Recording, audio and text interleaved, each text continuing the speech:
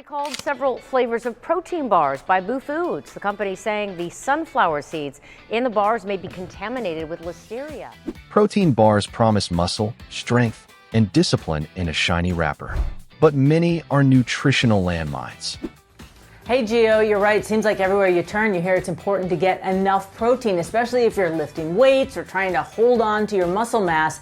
But are protein bars the answer?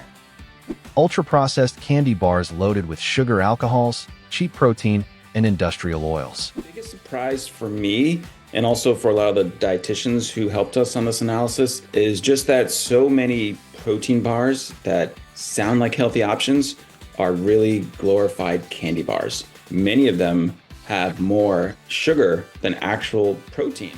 Athletes don't fuel performance with these bars. Here's what to avoid and what actually works. Why most protein bars are a scam. And dietitians caution against bars that have a lot of added sugar or artificial sweeteners or bars that are ultra-processed. Protein bars weren't built for performance. They were built for convenience, shelf life, and marketing. To survive months in warehouses, bars rely on ultra-processed ingredients, refined syrups, sugar alcohols, soy isolates, seed oils, artificial flavors, and texture agents. Bars that have real food ingredients. So things that are made with nuts, oats, seeds, egg whites, dairy protein, sunflower seeds, pumpkin seeds, that kind of thing. Protein is added as an afterthought, often in the cheapest possible form. The result is a product that looks athletic but behaves like junk food. Many bars spike blood sugar, upset digestion, and deliver protein your body struggles to use. You see the real honesty, and this is like, there's health warnings on here because excessive consumption may increase the risk of diarrhea, cancer, stroke, and early death. It says here, Joe Wicks, do not eat this bar. I should have read that before I had read to go. The small print. That's why so many people feel bloated, tired, or hungrier after eating them. Athletes notice this fast, which is why most of them don't rely on bars, especially not the popular ones. We are very hung up on calories and fats and protein, but look to the bottom of that label at the ingredients section. You want to make sure that you can pronounce the words that you see on that list. The 10 protein bars you should avoid. 1. Chocolate-coated high-protein bars. If it's dipped, drizzled, or glazed, avoid it. These bars use compound chocolate made from palm oil and sugar, not real cocoa butter. The coating alone can add 200 empty calories. Protein quality is usually poor, masking the fact that you're eating a candy bar with protein powder mixed in. 2. Bars sweetened with maltitol or sorbitol. Sugar alcohols sound smart. They aren't. Maltitol and sorbitol spike blood sugar nearly as much as sugar while causing gas, bloating, and digestive distress.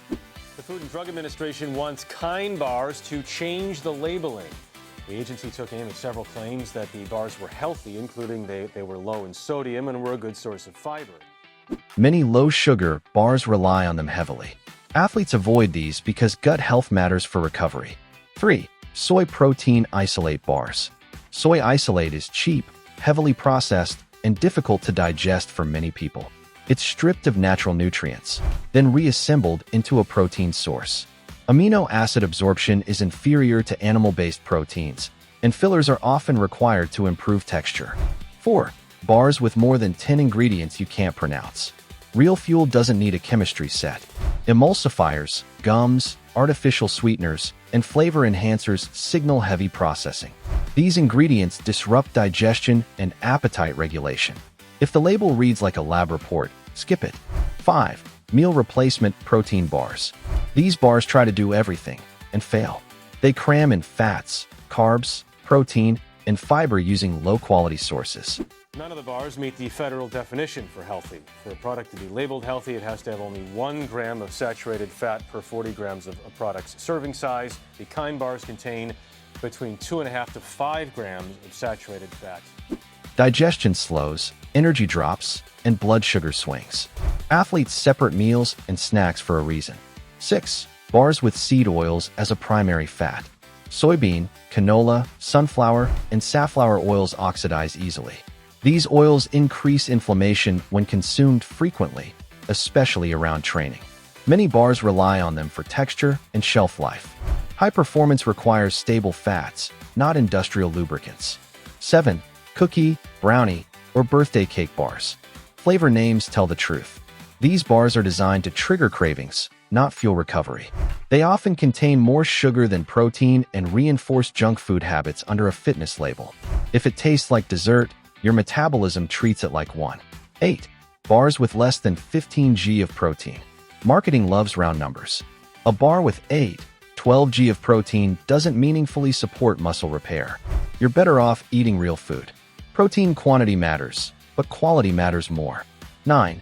Bars relying on collagen as main protein. Collagen isn't a complete protein. It lacks essential amino acids needed for muscle building. Many bars inflate protein numbers using collagen because it's cheap. Athletes use collagen strategically, not as a primary protein source. 10. Bars that replace sugar with artificial sweeteners. Sucralose, acesulfame potassium, and similar compounds disrupt gut bacteria. They may reduce calories on paper, but they increase cravings and metabolic confusion over time.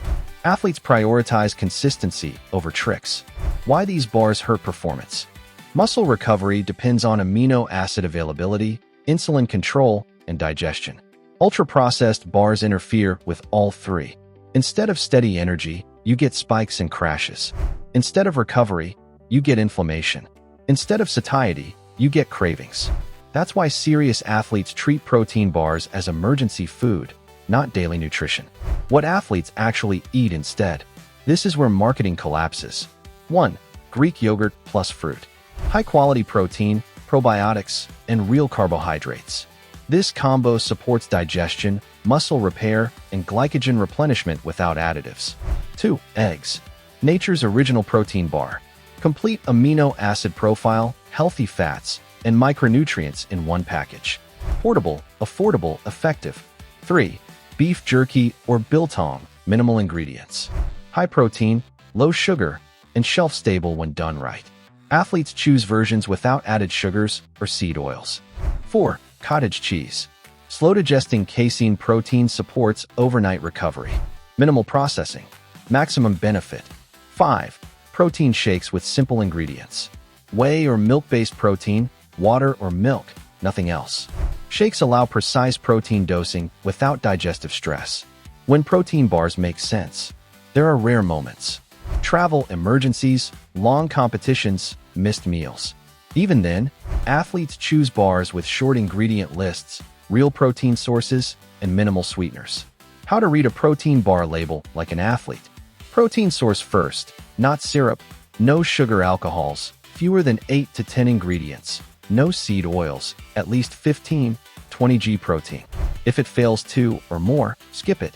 Protein bars sell the idea of discipline, but most deliver processed junk. Athletes win by simplifying. Real food, real protein, real recovery. If your bar tastes like dessert, it's not fuel. Share this with someone who thinks protein bars are health food. They deserve better fuel.